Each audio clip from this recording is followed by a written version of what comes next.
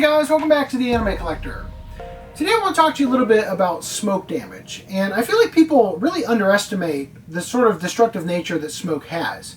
In the event of a kitchen fire, usually smoke ends up doing more costly damage to the rest of the house than the fire ends up doing to the kitchen. Because smoke really permeates any room that it gets into. So if it gets into your living room, I mean, it's going to ruin your TV, your stereo, your game consoles, any books, magazines, games, and movies you've got in that room. It'll get in the upholstery of your furniture. It'll get in your carpet. It'll get in your drapes. It'll stain your walls with soot. It's awful, right?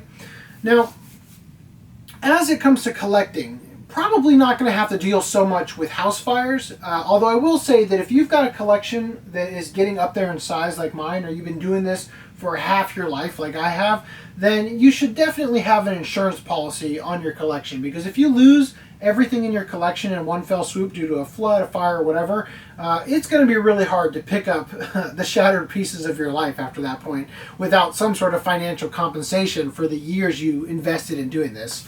But as far as it goes with collecting, there's basically two types of smoke damage that we have to deal with. There's the kind that you can see, and there's the kind that you can smell. Now, any type of smoke can cause damage. I mean, if you're lighting candles ritually in front of your collection every night, I'm going to recommend that you probably should stop doing that for like a lot of reasons. But any type of smoke can permeate the DVDs that we have and any type of collectible that you've got. So primarily, you're not going to deal too much with visible smoke damage, thank goodness, because there's not a whole lot you can do with that. And the reason you're not going to deal with it, unless you're the one causing it, is because usually when something is horribly visually smoke damaged, people aren't going to sell it. They're just going to toss it, right? I'm sure a lot of you guys have probably seen the pictures of the Washington Dulles Airport smoking room, where the ceiling is just like a completely disgustingly different color than the non-smoking areas around it. But basically, in the event of buying things, primarily you're not going to end up with damage that severe. I mean, that's years of damage caused by multiple people smoking in there constantly. But in terms of the smell, as I said, any type of smoke can cause that olfactory type smoke damage. There's a company in Taiwan called AV Box that has licensed some really obscure adult titles, and everything I've ever bought from this company, like, it just reeks of marijuana. Whoever is working in their warehouse is blazing it up 24/7 because this stuff always smells unbelievably bad. And in that situation, this is like one situation where you're going to buy something new that is smoke damaged. And in that situation, all you really got to do is take off the shrink wrap, because once the shrink wrap is gone and you throw it away, no more smell, right?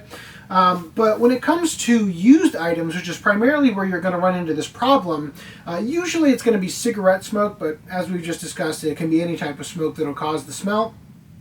I actually bought Zoid's Chaotic Century a little over a year ago. Intentionally bought a smoke damaged one because I got it for a steal, and I was planning on making this video at some point.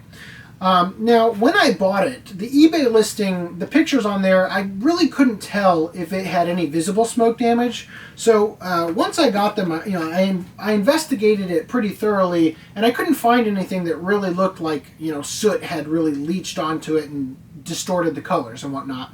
But just to make sure, I actually found a listing on eBay for something that was just the case without the DVD in there. And when I bought it and held them up side by side, I could see that this one actually kind of looks better than this one in a lot of ways. So I'm not too worried about the visible smoke damage, but in the event that you do have something that is visibly smoke damaged in that way, you can always replace the DVD case if, let's say, the soot is just on the plastic here, or if it's really leached into the artwork. Again, sometimes you can buy just the case on eBay or something, and you can just take the disc out of here and put it in the replacement. Now, in terms of the smell, and actually I found out that all you really need to do to get rid of the smell is just let it air out, because I've had this for over a year now, and it doesn't smell at all anymore. But I know for some people, because personally I don't really have a very sensitive sense of smell, but I know some people do, and you might open up the box that it comes in and just like, it just gives you a migraine immediately because it's just so awful. So if you find yourself in that situation, what I'm going to recommend that you do is you take the DVD, you open up the case, and then you take a dryer sheet and you stick it inside the case and close it. And if the smell is really bad and you really need to get rid of it, take another couple dryer sheets and wrap them around the case itself and let it just sit for a day or two, and the smell should be completely gone at that point. So that's the tip for today regarding how to get rid of the smell. Always pay attention when you're buying things, especially on eBay. Look for notices that it is coming from a non-smoke-free environment, which is what this was listed as. If you ever buy something and they did not list it that way, they did not specifically disclose the fact that it came from a smoking household, and it arrives and it just smells like absolutely terrible, definitely complain, you know, especially if the smoke damage is only what you can smell and not any visible smoke damage, because people, you know, smelling smoke damage products, they usually don't want them back.